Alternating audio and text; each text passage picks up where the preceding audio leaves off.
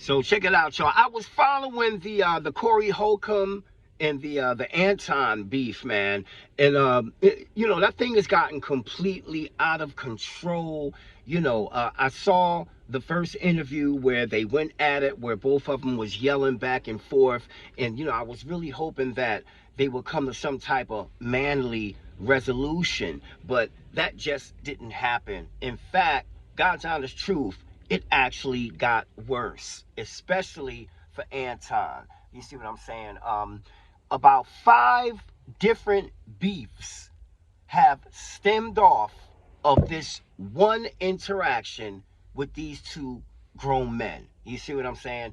You know, brothers like me and a lot of other brothers, we look for people to look up to that's on YouTube and that has a platform, an audience. They're making good money, they're doing pretty good for themselves. So we'll follow them, see what they're talking about. Maybe we agree with some things, maybe we don't. But it's always good to see people like myself and people like you make it. Even if it's just, a couple of followers, you're still making it. You're doing something with your time.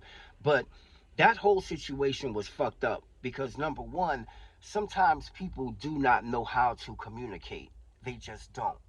They try to make a point and they don't know what their point is.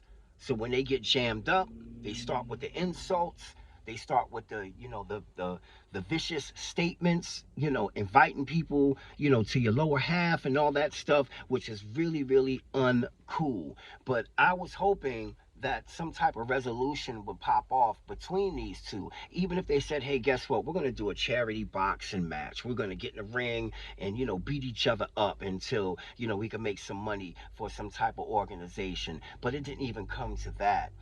Five different separate beefs has popped off because of this one initial confrontation between Anton and Corey.